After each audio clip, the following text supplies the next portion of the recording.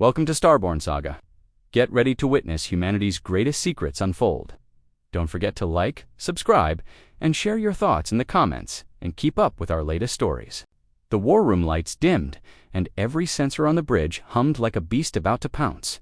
Commander Crex Jaw Tala lounged in his high-back chair, talons drumming a lazy beat on the armrest, while his 4 yellow eyes locked onto the holodisplay. The image zoomed closer, turning a blue speck in the vast black into a swirling ball of ocean and cloud. "So this is the legendary Earth," he sneered, lips pulling tight over jagged teeth. A dry, clicking chuckle escaped his throat, so harsh that 2 junior officers jerked upright. "One's soggy marble, and the High Council thinks it can bite us. A joke, a complete joke." He smoothed the ridges on his skull with a casual sweep of his 6-fingered hand, as though brushing dust from a trophy. Lieutenant Vex Morta inched forward, datapad held like a shield. Commander First scans confirm their tech is far behind ours. Their biggest guns still burn chemical fuel, and their greatest bombs split atoms the old way. In orbit, a smattering of satellites, 1 cramped station, and maybe 24 rusty cargo craft. Crex's laugh grew louder, wheeze turning to rasp. "My knees are knocking, Lieutenant. Perhaps they'll hurl pebbles next." Around him, the bridge burst into a riot of whistles and guttural Khazarn laughter. At full volume, when the noise faded, Vex tried again. "By treaty, we must send a warning before we strike." "Shall I prep the formal ultimatum?" The commander waved, as if batting aside a mosquito. The standard drivel. "Yes. Your planet has resources vital to the Imperium. Surrender or vanish," and so on. They'll bow the moment they hear annihilation. Just like Proxima. And Proxima barely lasted an hour. Strategic Officer Pel Orno turned from her glowing console, skin plates flushing deep violet, permission to add context. "Sir, humans have a peculiar past. Our archives show that threats rarely make them kneel." Crex swiveled. "Explain this peculiarity." "For millennia, they fought mostly among themselves," Pel said, scrolling rapidly. "They almost never unified until the last handful of decades. All that conflict forged a mindset that treats surrender as shame." "How touchingly reckless," Crex muttered, rolling every eye. "If they crave obliteration instead of servitude, we can oblige." "Vex, send the demand. Give them 24 standard hours, though they'll break long before that." "Message away," Vex clicked. "Good now, we wait," Crex said, leaning back. "Pel, give me numbers. I enjoy statistics that confirm victory." She brought up charts. Roughly 50,000 aircraft, but fewer than 100 can even brush low orbit. Their warships float only on water. The strongest nukes might scratch our smallest frigate. This carrier is untouchable. "So, nothing. 1 anomaly," Pel added. "Activity on lunar Earth's moon, a new base, unlisted in older surveys. Scientists tinkering with rocks," he scoffed. "Note it, but keep eyes on their reply. 10 ration credits say they grovel in 6 hours. "No wager, sir," Vex answered, voice thin. Hours dripped by. Officers zoomed cams onto glowing cities and tracked troop movements below. Betting pools formed which human mouthpiece would grovel first. Would any hot-blooded hero fire a last futile shot? At hour 5, Lieutenant Vex's crest flared, "Incoming transmission." Crex jolted awake. "About time." Put them on. The main Halle blinked, resolving into a human woman in plain dark uniform, no gaudy medals, hair pulled tight. Her eyes held a steadiness that pricked Crex's pride. "I am Admiral Jenna Parker, of Earth Defense Force," she said, voice even. "We acknowledge your ultimatum." Crex tipped his head, already drafting the victory announcement in his mind. "Wise of you too, we decline." Hush rippled across the bridge, broken by nervous snickers until Crex's glare silenced them. "Admiral, perhaps your translators erred. We can level your cities in minutes. Your armies cannot touch our shields." "We understand your guns," Parker replied. "We still choose refusal." Crex opened his jaws to retort, but her next words froze him. "Commander Crex Jaw Tala of the Zarn 3rd Battle Group. Carrier Inevitable Victory, escorted by 6 destroyers your roster, is impressive." Unease slithered down Crex's spine ridges. They should not know his name, let alone his fleet count. "You have been spying, observing," Parker corrected. "Just as you observed us, perhaps more closely." Crex leaned in, intrigued despite himself. You had 5 short decades since our last pass, a blink of time. My species ruled 3 systems while yours rubbed sticks for fire. An admirable head start, she said. Yet here we stand eye to eye. Eye to dust, Admiral Crex growled. I possess the power to erase your world. What do you possess? Brave phrases. Parker's faint smile showed no fear. We prefer proof to promises, Commander. Something in her tone steady as granite. Cold as space-made, the command chair feels suddenly small beneath him. That is enough talk, Crex snapped, motioning to cut the feed. Strategic officer, mark their biggest bases. We begin firing solutions now. We will show them exactly what language speaks are called the sensor operator panic, evident in his voice, a massive energy spike detected from Earth's moonwatt. Craigs whipped around, put it on screen, the display shifted. 2 shorts, barren moon, as they watched a section of the lunar surface seem to shimmer and then disappear. Her crater-odd gray landscape had been moments before a massive opening, now gaped easily 100K macros. What in the 7 hells is that? Whispered. Vexed they got their answer seconds later as objects began peering out of the lunar opening, ships hundreds of them, then thousands. Sleek, deadly-looking vessels of various size from small fighters to massive. Carriers that dwarfed Crex's flagship shouted, leaping to his feet. Where did they get those ships? How did they build them without us knowing? Sir Pell's voice was barely audible. I'm counting over 12,000 vessels, and they are not Earth design, at least not entirely. From at least a dozen different civilizations, including Jinkling, some of our own. That communication system chimed, and Admiral Parker's face appeared again without prompting. Commander Crex said pleasantly, I believe introductions arraign order you. Have met the Earth Defense Force. Now allow me to introduce you. Tuth Earth Liberation. Fleet behind her Crex could see a command center far more advanced than humans. Should possess Taft by not just humans but several alien species he recognized, including Twa that were supposedly bitter and enemies off each other, you see Commander Parker contended. When your empire began its expansion 30 years ago. Not every inmethroved of your methods, some fled, some fought and lost, and some came tos. Impossible, Crex repeated, though evidence before his eyes contradicted. No species would ally themselves, as with primitives, against the Zarn. And yet, here we are, Parker sighed, echoing his earlier words. We have spent decades learning from our new friends, building, planning, preparing for the day. You final noticed, our insignificant water ball. And came calling. Crex fought to regain his composure. 7 ships against 12,000 eyes, indeed poor odds. Admiral, but my carrier alone could destroy your major cities.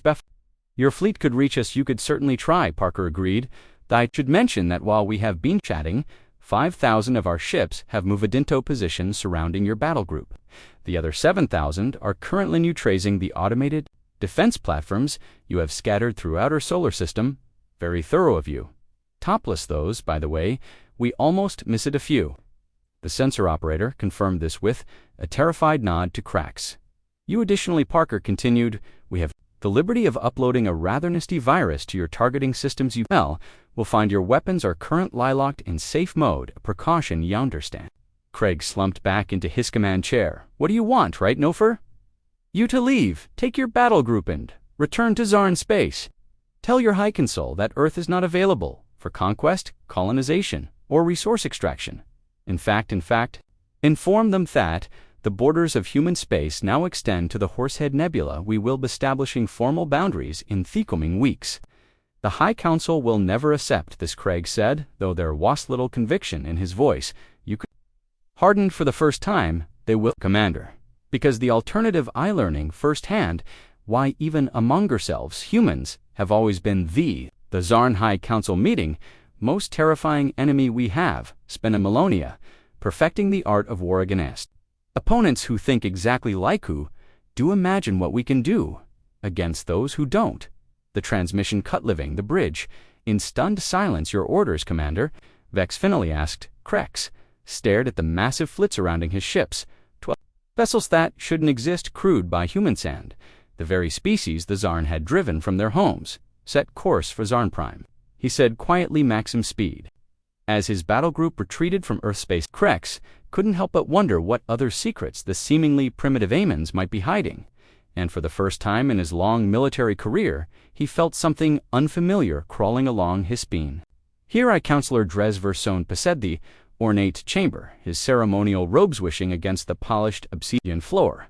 The 7 other members of the Zarn High Council watched in uncomfortable silence as their leader's skin rippled through shades of red and arranged at signs of rage.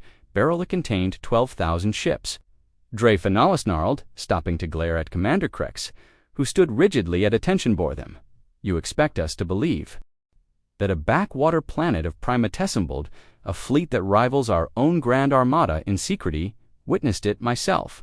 High Council Lorks, replied, struggling to keep his voice steady. They have somehow created a massive base inside their moon. From it, like insects from Abrakan Hive, Counselor Mara Talhavishli forward her serpentine neck extending with interest. And you, Clamthy, have recruited our former subject species. We conquered or displaced these, Counselor. I recognized at least 5 different species, serving alongside Thay humans, including Tellarites and Vask. A murmur ran through the chamber. Thay Tellarites were renowned engineers, and Thay Vask had been feared warriors. Bear the Zarn crushed their rebellion 2 decades ago, thundered Counselor Browers, slamming his massive fist onto the table. The Vask would never ally with primitive mammals. Their cultural disgust for a non-reptilian species is well documented. Nevertheless, Crex insisted he saw them with my own 4 eyes, working in harmony with humans and other species. Something has united them against us. Drehas resumed his pacing, each footful incongruous. Let us assume Commander Thatcher report is accurate, that some Hothus planet Earth has not only developed Thailand's intervention to Kella, far beyond what our service indicated, but has also become a sanctuary for our enemies. What exactly did their admiral demand, but where recognize their sovereignty, and their claimed borders, which apparently now extend to the Horsehead Nebula? This announcement caused an uproar among the Council members. The Horsehead Nebula was nearly 2,000 light-years from Earth, encompassing dozens of resourceric systems. The Zarn had marked for future expansion. Absurd, Dre hissed, when order was restored. We know emergent species jumps from planetary defense to claiming galactic territory in a single psychoet game. Are these humans playing from shadows at the edge of the chamber? A new voice spoke, soft, yet somehow cutting through the tension like a plasma blade. They are not playing any game, High Counselor. They are deadly serious allies. Turned to the slender figure, Woe stepped into the light. Unlike the scaled reptilian Zarn, this being had iridescent blue skin that seemed to shimmer with its own internal light. Large faceted eyes regarded the council with ancient wisdom. Ambassador Talon Drisa, with barely conciliatist, the Ardani Confederation has nostening in this military matter. Ambassador Talon bowed slightly, the Gistra somehow conveying more mockery than respect. When one military power threatens another emerging military power with whom we share borders, the Ardani Confederation most certainly has standing, particularly when that emerging power has requested formal diplomatic Croconian. A stunned silence fell over chamber. You have been in contact with Earthmira finally? Asked for some time, Talon confirmed his Tanus Augusting. This should have been obvious. Unlike the Zarn, we prefer a dialogue over domination. The humans reached out to Ushertly after your survey ships were detected in their system 50 years ago, but Drez's skin darkened to a danger crimson. You have been helping them providing technology. This is a direct violation of Thenan inference protals. Talon's laugh was like crystal bells tinkling. Oh, how convenient that you suddenly remember those proto-Colsdrias. No, we haven't provided technology, Maralik. The humans are remarkably circle, and they learn quickly enough, Dre snarled. This chamber is 4th High Council. You may present your diplomatic credentials. Another Tim ambassador. Actually came another voice from the entrance to the chamber. I believe the ambassador should stay this conference's government as well. A human woman strode confidently into the council chamber. Flanked by 2 towering Vosk warriors, the room temperaturist degrees as the council recognized Admiral Jenna Parker.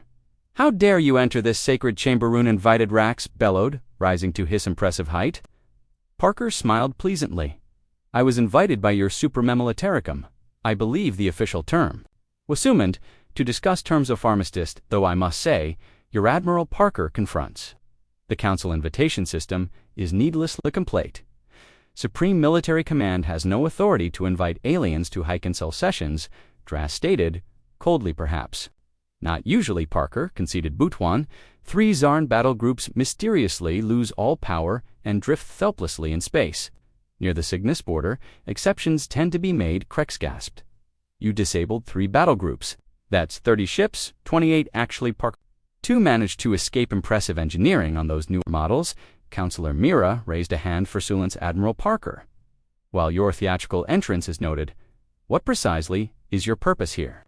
Surely not to threaten the entire Zarn Empire, its own capital. Nothing so dramatic, Counselor. Parker replied, her tone softening slightly. I'm here, Tofus Trek Negotiant, my fleet commanders Erigar, to establish clear boundaries, and some are less patient than others. You speak as if we have already agreed, though. Your outrageous territorial claims, Dries scoffed. Parker shrugged. Call them what you will. The reality is that Earth and its allies now control that space. We can spend months in formal diplomatic wrangling, or we can acknowledge the new status quo and move forward. And, if we're fused, Bra challenged. Parker's secretion didn't change, but something in her eyes hardened.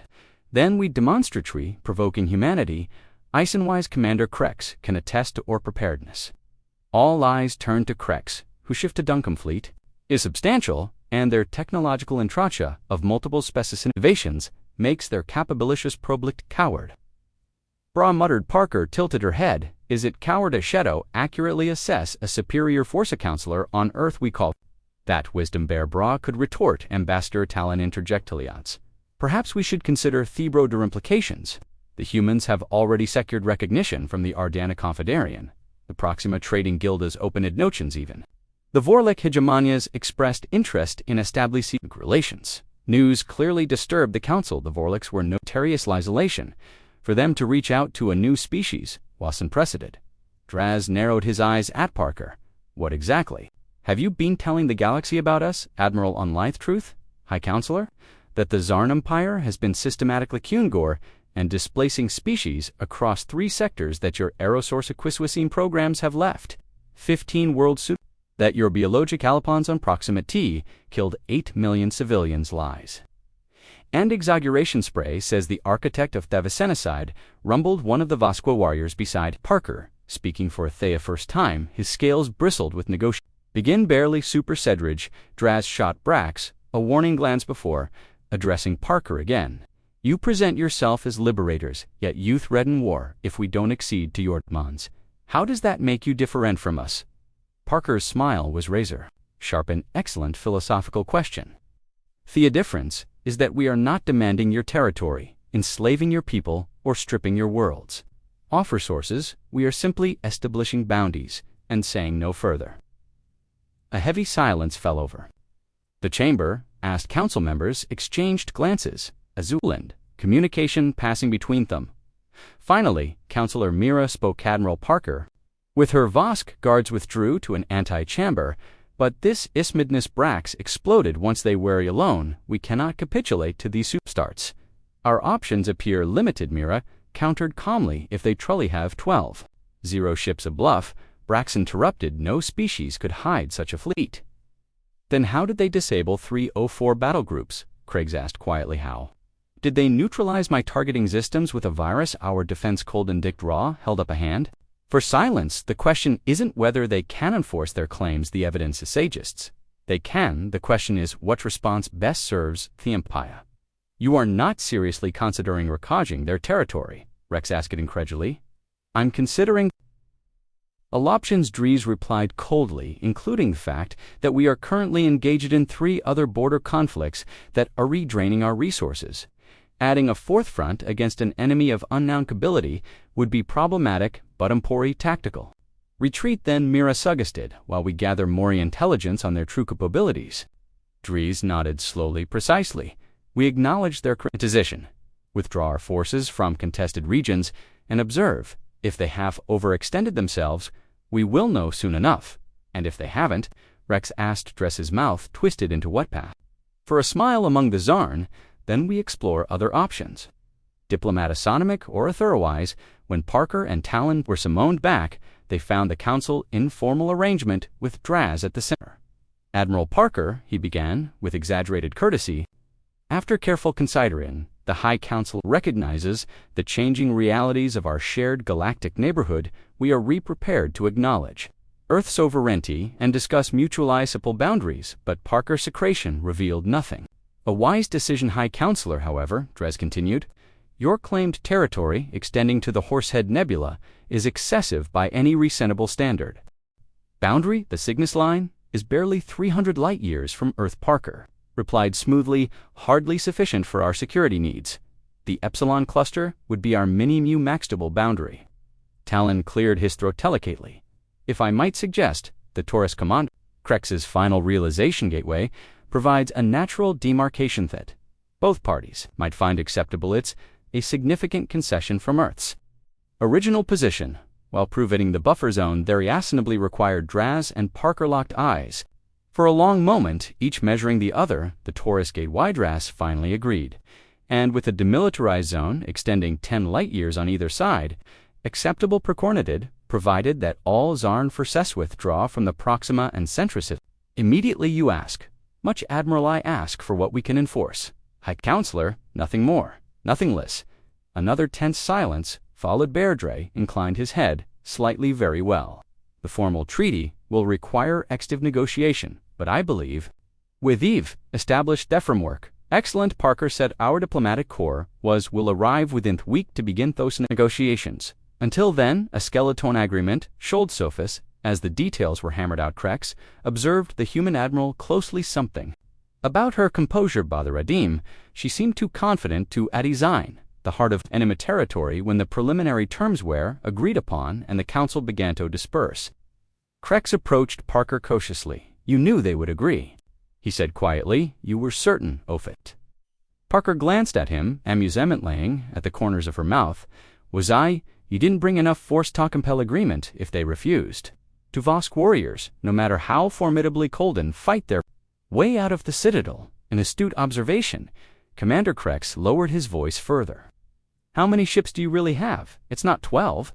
Oh. Is it? Parker's smile widened slightly. Would you believe me if I said it was 20,000 or perhaps only 5,000? The beauty of uncertainty, Commander Crex, is that it breeds caution. You are bluffing, Crex realized. At least partially, perhaps. Or perhaps we have hidden shipyards on humanity's new galactic Rolodozen moons throughout the galaxy. Perhaps we have developed cloaking technology that your sensors can't penetrate. Perhaps we have been preparing for this moment for centuries. Not. Takachi leaned closer, her voice dropping to a whisper. The most powerful weapon in Oni arsenal is the one your enemy isn't certain you pisses. Remember that, Commander? With a polite nod, she turned and joined Ambassador Talon, who was engaged in animated conversation with Counselor Mira. As Crex watched them depart, a chill ran down his spine again, that salmon familiar sensation of fear he'd experienced in Earth orbit. But now it was tinged with something else, respect. Whether Earth truly commanded 12 ships or merely created the perfect illusion. They had done what no other species had managed in 5 centuries. They had checked the Zarn Empire's expansion without firing a shot. As reports filtered in over the following months of human diplomatic spreading throughout the galaxy of technological exchanges with former Zarn subjects, of defensive pacts and trade agreements, Crex began to understand a fundamental truth. The humans hadn't just prepared for the Zarnthi, had prepared to reshape the galaxy. The species that had spent millennia fighting itself had finally found a greater purpose, and the universe would never be the same.